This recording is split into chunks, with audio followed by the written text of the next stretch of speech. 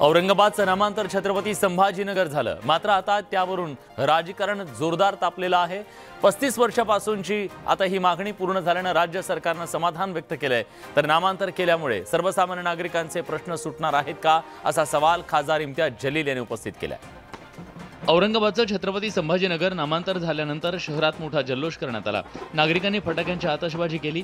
त्यानंतर पाट्यांवरील औरंगाबाद नाव मिटवून छत्रपती संभाजीनगर नाव छापायला सुरुवात झाली आहे। 1988 मध्ये शिवसेना प्रमुख बाळासाहेब ठाकरे यांनी औरंगाबादला संभाजीनगर नाव दिलं होतं।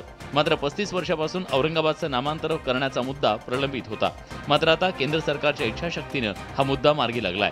बाळासाहेबांची मागणी, त्यांचं स्वप्न होतं ते पूर्ण झालं, याचा एक मोठा आनंद समाधान आहे। माननीय पंतप्रधान नरेंद्र मोदीजी आणि गृहमंत्री अमित भाई शाह यांचे आभार मानतो। खासदार इम्तियाज जलील यांनी नामांतरणाचा निर्णय योग्य नसल्याची प्रतिक्रिया दिली आहे। अहम मुद्दों को छोड़कर आप यही मुद्दों के अंदर देश को भटका रहे हैं।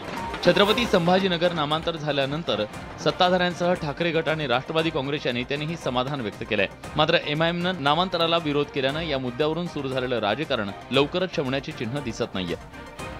औरंगाबादचं छत्रपती संभाजीनगर आणि उस्मानाबादचं धाराशिव असं नामांतर झाल्याच्या नंतर आता पुन्हा एकदा अहमदनगरच्या नामांतराची मागणी जोर धरू लागली आहे। भाजपचे आमदार गोपीचंद पडळकर यांनी एक ट्विट करत अहमदनगरचं नाव हे बदलणार असा शाब्दिक हल्ला चढवलेला आहे, तसं भाकीत केलंय। यावरून राजकारण सुद्धा सुरू झाल्याचं पाहायला मिळतंय।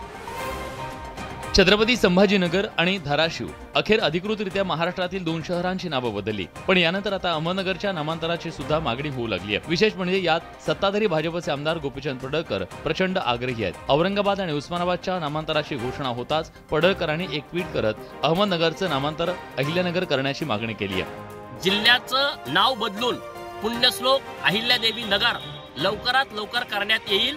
दरम्यान फक्त नामांतरणाचा विषय न घेता विकासासह अनेक महत्त्वाचे प्रश्न सोडवायला हवेत असा टोला रोहित पवारांनी पडळकरांना लगावलाय। भावनिक राजकारण त्या ठिकाणी जर केलं जात असेल तर त्याचा विरोध हा आपण सर्वांनी नक्कीच केला पाहिजे।